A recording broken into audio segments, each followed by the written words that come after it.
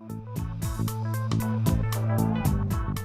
my next two guests continue to work tirelessly to make certain that our area students here in North Texas are as successful as they can be each and every year. Ernie Horn is the executive director of Score a Goal in the Classroom, and he is joined by Walter Dansby. Walter is the superintendent of the Fort Worth Independent School District. Delighted to see you. Thank you very much, Scott. You enjoying this this wonderful summer and all this hot heat that we have here in North Texas? I am. I am. Well, that's great. Ernie, always good to see you as well. Thank you. Score a Goal in the Classroom. My gosh, how many years has it been now? Started in '92. Unbelievable. So we're pushing 20 years next year. Yes, That's sir. great. As you look back, is there one thing that comes to mind that you're proudest of in your relationship with these young people and the difference that you've had a chance to make?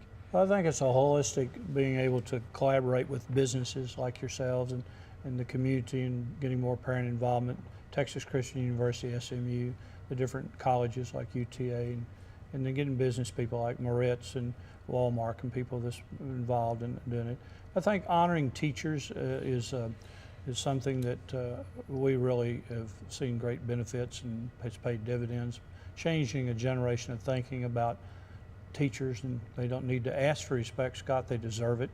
And we declare them heroes and we honor them, as you know, at different sporting entertainment venues. So I would say that. And then the mentoring program, where we get mentors to go to schools, and the TCU program where the thousands of kids come and get to read with the Reading Frogs and different events like that's probably milestones.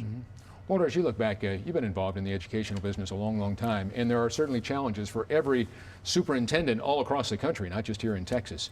What are you proudest of, I guess, or as you see maybe some of your biggest challenges, but what you're proudest of is we continue to grow, certainly here in the North Texas area?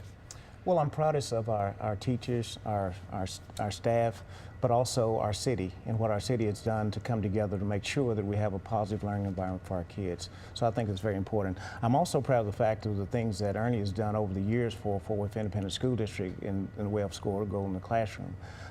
When we talk about parental involvement, it's so important that we bring back to the table parents and what they mean to the school system. One of the things we always look at when you're talking about restructuring schools is the first thing they talk about is remove the principal, get rid of half the staff, but nobody addresses the issue of the community and what the community means and what parents mean to that school. And so what we're going to do this year is our steps are going to make sure that we go out and make a positive effort to engage our parents in everything we do this year. I think that's so important because as a parent of a couple of kiddos that are already out of college, I think back, and the one thing that concerned me most was the lack of parental involvement in the schools. We're always quick to point the fingers to the school district, or as you said, at the superintendent, the teachers, etc.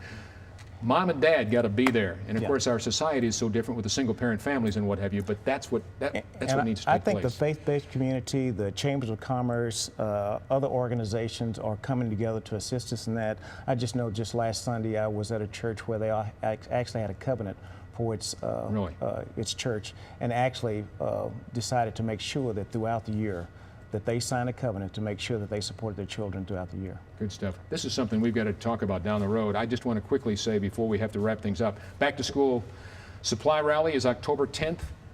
You can drop off supplies to any. I've got 10 seconds, so go fast. Yeah, it's going to be in Arlington this year on Center Street, and there'll be stuff on our website, Scott.